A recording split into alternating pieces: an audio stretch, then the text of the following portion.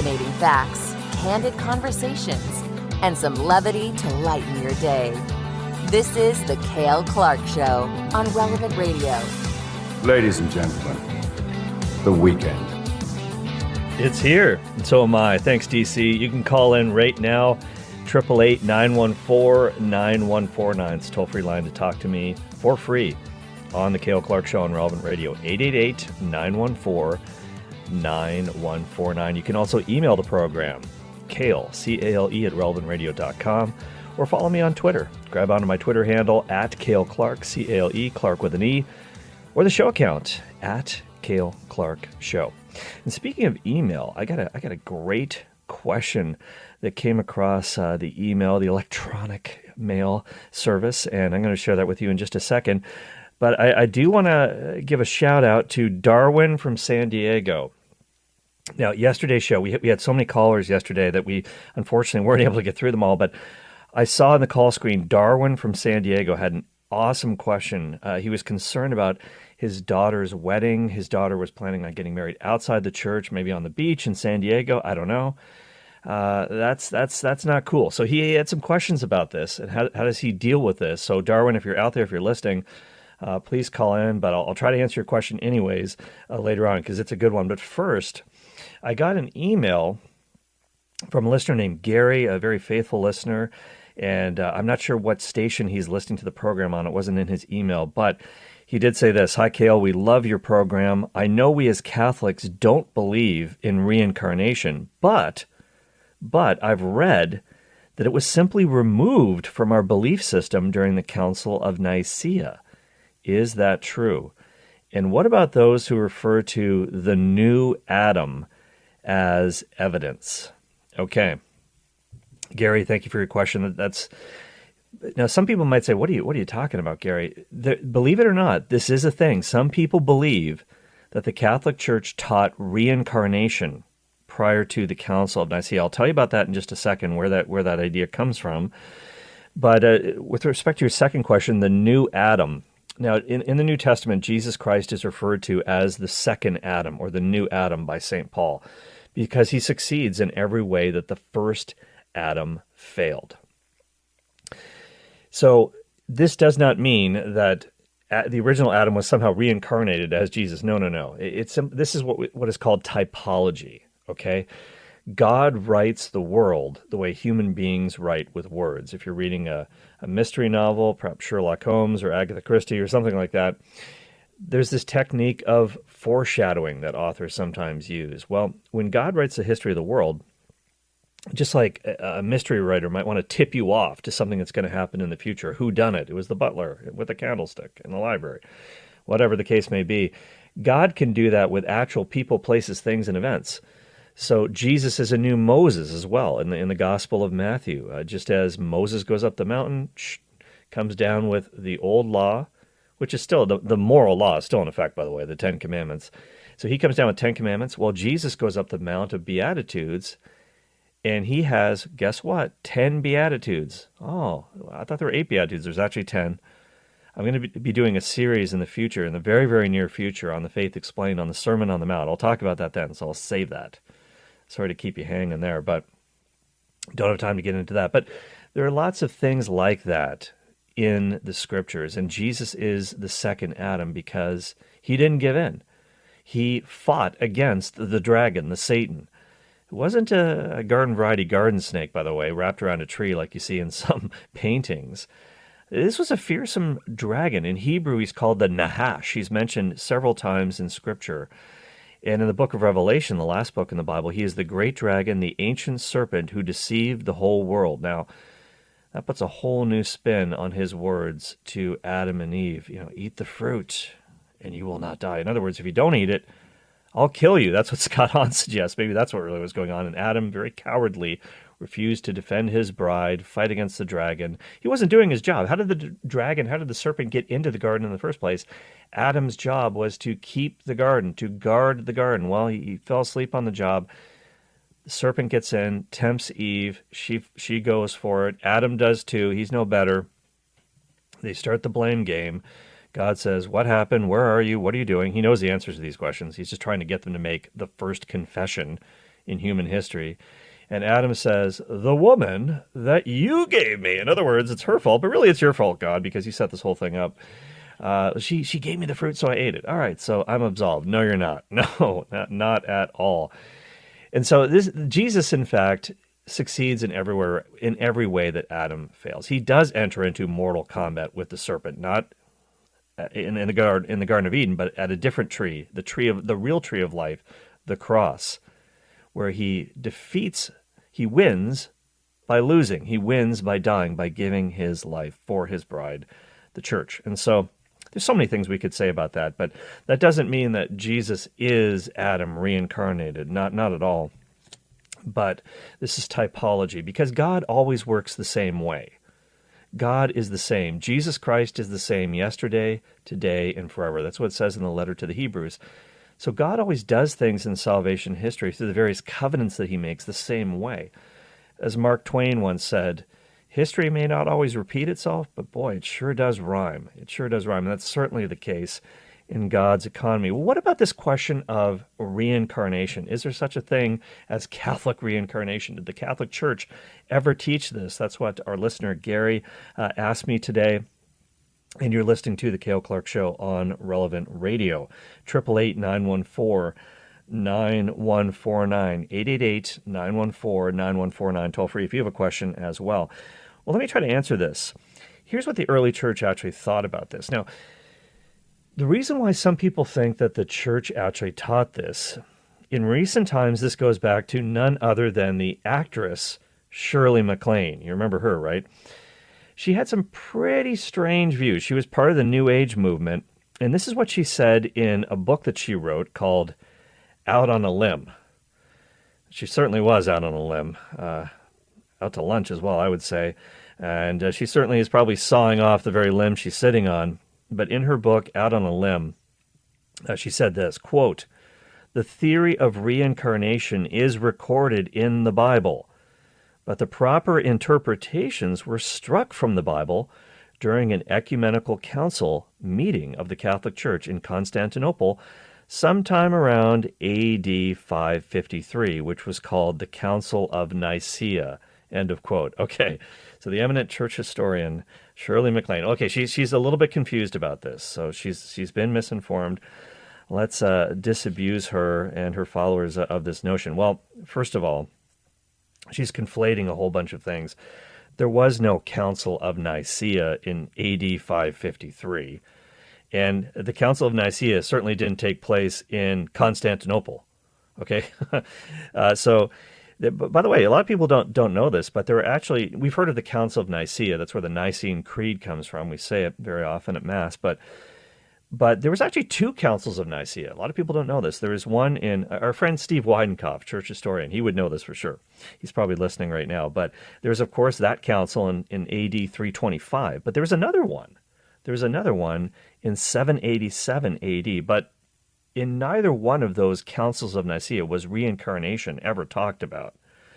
Now, Shirley Maclaine mentioned the year AD 553. Something did take place in Constantinople in AD 553, but it was actually the Second Ecumenical Council of Constantinople. But, by the way, if you look at the records from that council, reincarnation didn't come up as a topic there either. In fact, none of the councils talked about it.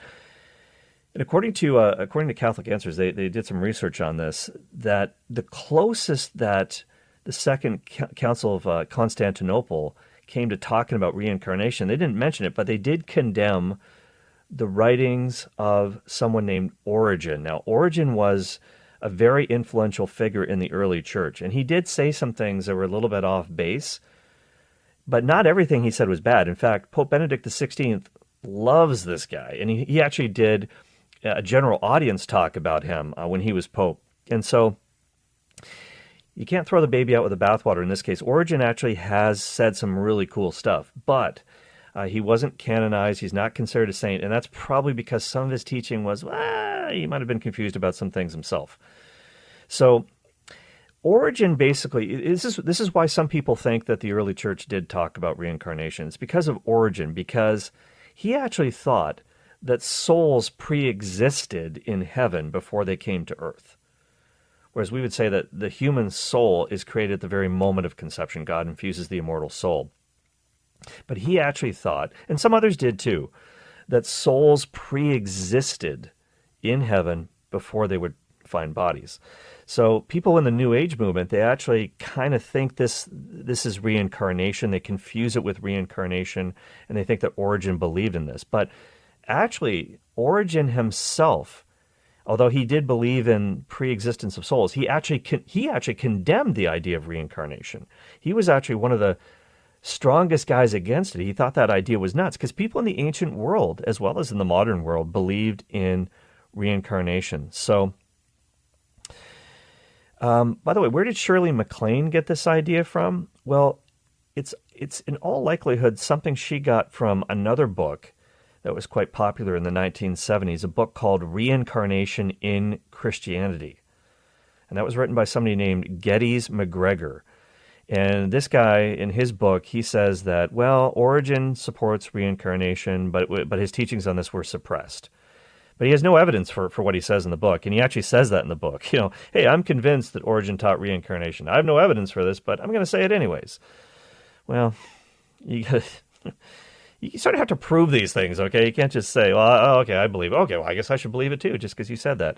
Well, so many church fathers wrote against this concept of reincarnation, and all of this took place before the Council of Nicaea. Irenaeus, one of the great apologists of the early church, he wrote about this in his book Against the Heresies, or Against the False Teachings, and he wrote this in 189 AD in the 2nd century, way before the Council of Nicaea. Tertullian said some really funny stuff.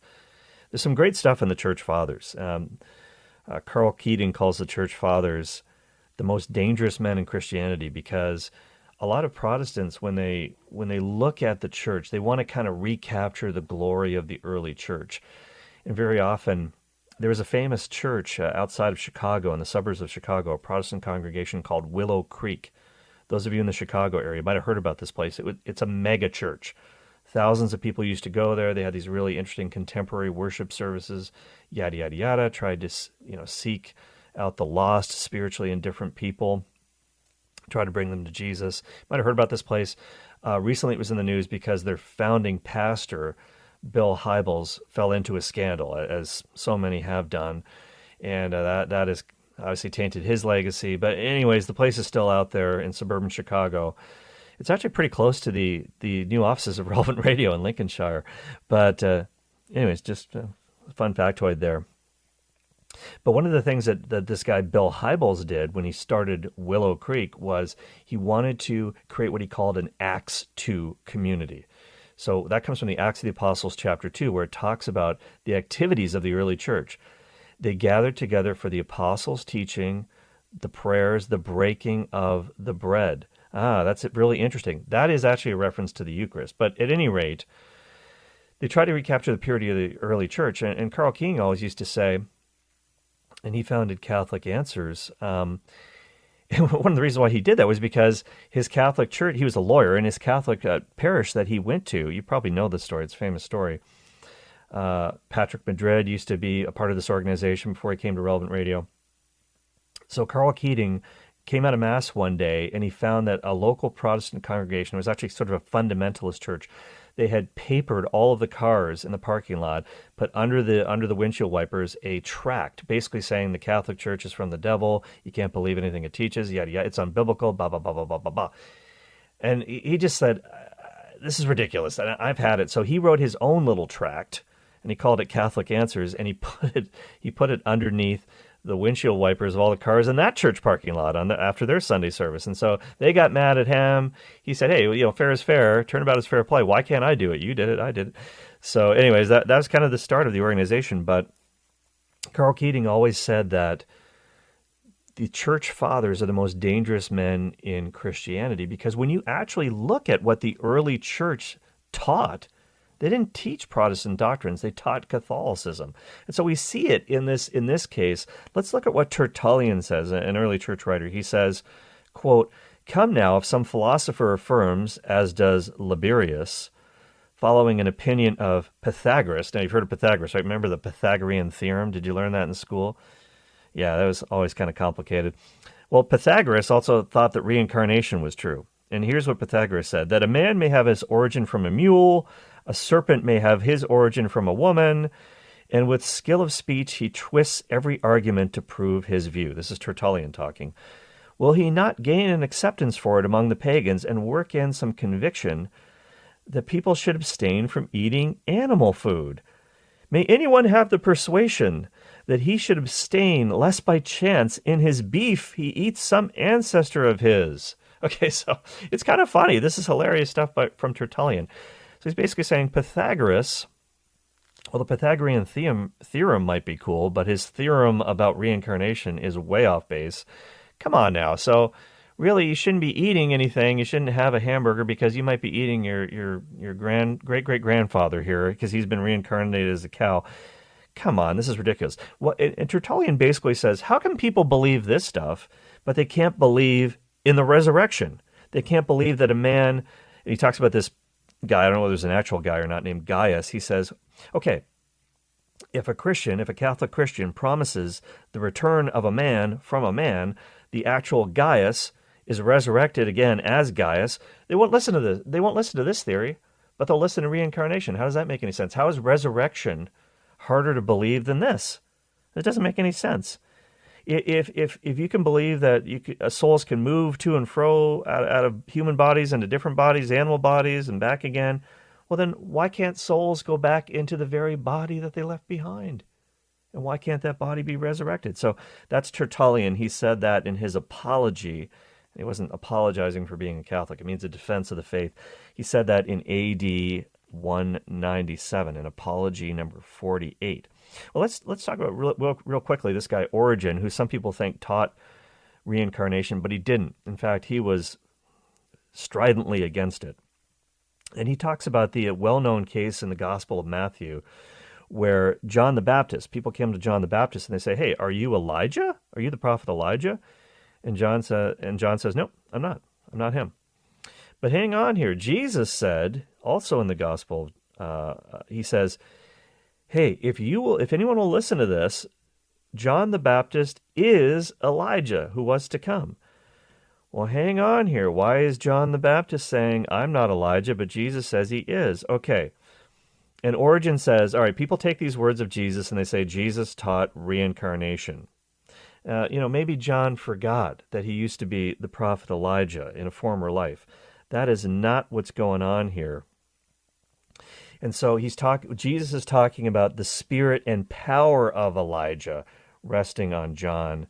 That's not, this isn't Elijah reincarnated as John. And by the way, don't forget Herod, and Origen talked about this in his writings as well.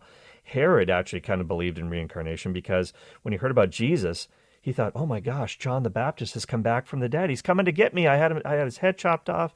That was stupid. I shouldn't have given in to my wife. That was ridiculous. Oh, Herodias, oh man, the vengeance has come upon me. So he actually thought Jesus was John back from the dead. So he kind of, I guess, believed in reincarnation in a certain sense, but obviously that wasn't the case. Jesus is obviously a different person, a divine person. So Origen talks all about this in his commentary on the Gospel of Matthew, which he wrote in AD 248, way before the Council of Nicaea. So here's an actual quote from Origen. He says, in this place in the gospel, when Jesus said Elijah had come, and he was talking about John the Baptist, it does not appear to me that this is about the doctrine of transmigration. That's another way of saying reincarnation. This is foreign to the Church of God. It is not handed down by the apostles. It is nowhere set forth in the Scriptures. End of quote. All right, just two more fun one. Actually, three more real fun little quotes for you. Lactantius, another early church writer, writing in AD 317, really close to the Council of Nicaea. He says, hey, talking about Pythagoras. He says, what about Pythagoras? He was first called a philosopher. He thought that souls were immortal, but that they passed into other bodies, cattle, birds, or beasts. Would it not have been better that those souls be destroyed together with their bodies than to be condemned to pass into the bodies of other animals? Would it not be better to not exist at all than having had the form of a man to live again as a swine or as a dog. And anyway, so then he talks about this other guy who thought he was, I'm the reincarnation of a guy who fought in the Trojan War. And Pythagoras himself thought he fought in the Trojan War and had become an animal at some point in history and then became himself the philosopher Pythagoras. Okay, that is nonsense. Ambrose of Milan, the great teacher of St. Augustine, he says, quote, "It is a cause for wonder that though the pagans, the heathens, say that souls pass and migrate into other bodies, but let those who have not been taught doubt the resurrection. Us who have read the law, the prophets, the apostles, and the gospel, it is not lawful to doubt." Okay, so we can't doubt the resurrection. And that's the bottom line here. One of the reasons why reincarnation is impossible is because of the resurrection of the body. God is going to raise our bodies from the sleep of death, reunite them with our eternal souls on the last day. So you will always be you. You're never going to be somebody else. You're never going to come back as an animal or another person. No, reincarnation is not possible. And that's, again, this adds to the drama of life. We talked about that a little bit yesterday, that your choices really matter. This is your one shot. You don't get to come back in another life if you mess it up. So our choices really matter. And again, Ambrose of Milan says the same thing. Why do people believe in this? They find it hard to believe in resurrection, but they believe in this. This is ridiculous. We actually have proof of the resurrection because of the resurrection of Jesus. And I'll just give you one more because it's kind of a funny joke. The early church fathers had a sense of humor. St. Basil the Great, he said, "Avoid the nonsense of these arrogant philosophers who do not blush to liken their soul to that of a dog, who say that they themselves have formerly been women, shrubs, or a fish. Have they ever been fish? I don't know, but I do not fear to affirm that in their writings they show less sense than fish." I don't know if they think they've been a fish in a previous life, but man, their brains are about as big as that of a fish, and I can tell that by their writing. So the bottom line is the early church never taught reincarnation. It wasn't thrown out at the Council of Nicaea. It's not something the early Christians believe. There's no evidence of this whatsoever. So, Gary, thank you for that question. And a lot of people would have said, why is he even asking this? But this is a thing that people say. It's not true. You're listening to the Cale Clarke Show on Relevant Radio. We will be right back with the coolest story I've ever seen, or at least in the last little while. It's about an 8-year-old boy that's written the most popular book in America. It's so much fun. Be right back. 888-914-9149.